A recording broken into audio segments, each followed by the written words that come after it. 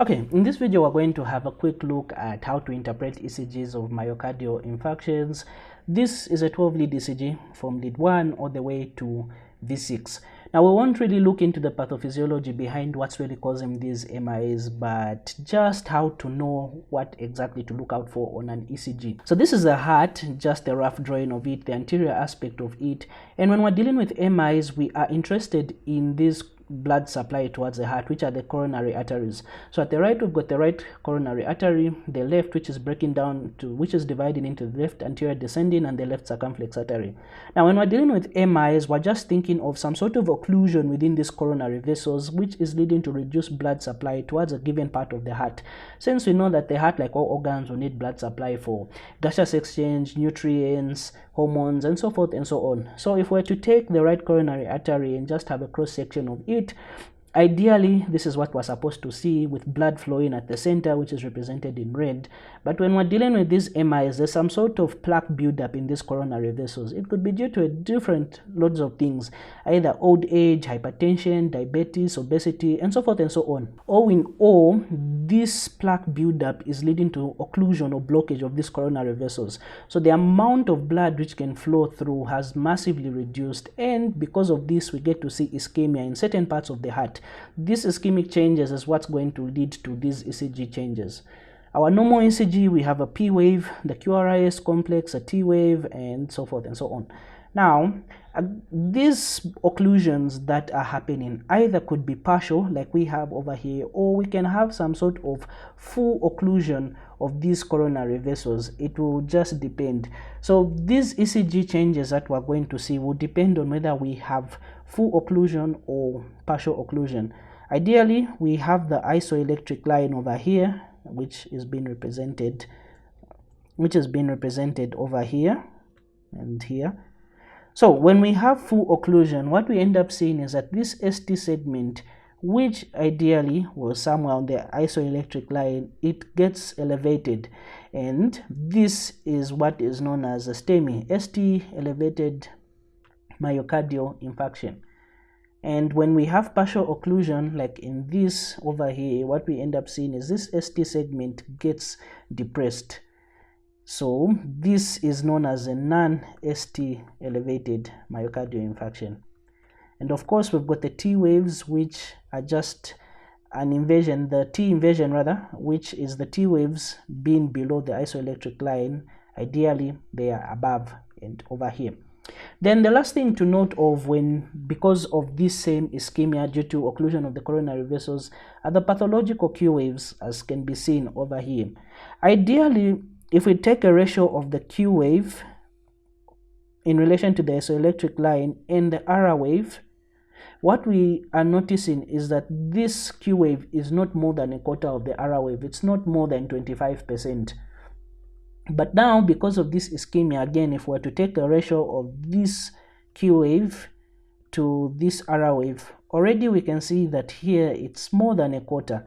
It's more than 25%. And even the small boxes that it's having, it's occupying more than one small box. So it's more than 0.04 seconds.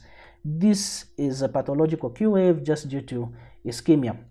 Okay, so back at our ECG, now we need to have an idea of what exactly is happening. So let's just look at it from a less complicated aspect.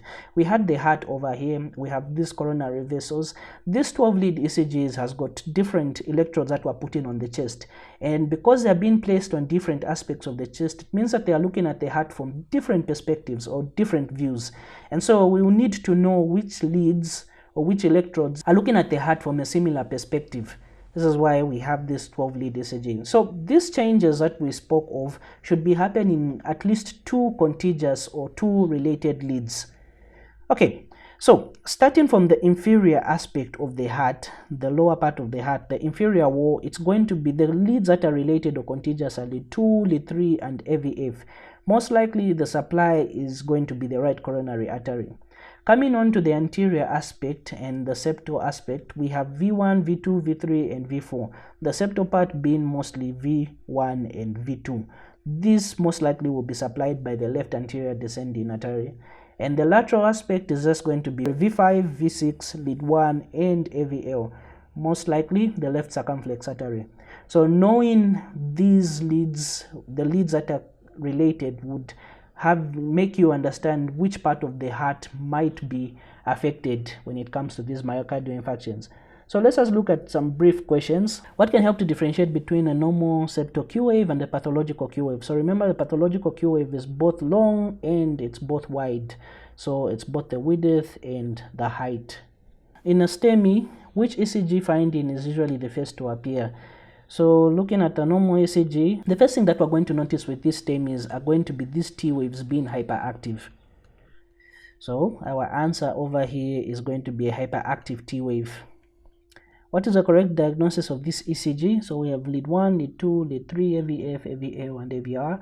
It's just a matter of remembering which leads are contiguous, and as we can see, the part that's affected is AVF, lead 2, and a bit lead 3 and lead 2. So that's an inferior wall MI. What is the correct diagnosis of this ECG? And as we can see, the problem is coming in with V1, V2, V3, and remember that that's the anterior septal part. What is the correct diagnosis of this ECG? Again, the thing that's standing out are the V's. So looking at this, the best answer is extensive anterior/anterolateral MI. Coming on to the last question, a 67-year-old diabetic and hypertensive presents with central crushing chest pain for 1 day. Examination reveals a BMI of 30 and waist circumference of 92. Blood results are pending, but a bedside ECG is done. This already has got some answers. Describe the abnormalities of this ECG. So ST elevation in 2-3 AVF, 2-3 AVF, and remember, inferior, that's the right coronary artery. ST depressions V1, V2, AVR, V1, V2, AVR, as we can see there, and Q waves in lead 2 and lead 3. So the Q waves in lead 3, in lead 2 not so much, but lead 3 we can profoundly see that they are Q waves. Then what is the diagnosis? Inferior wall STEMI due to right coronary artery occlusion. So the thing is just to remember which leads are contiguous. The ST elevation and ST depression aren't that hard to pick up, but just knowing the leads that are contiguous. Right. Thank you for watching this video. Peace.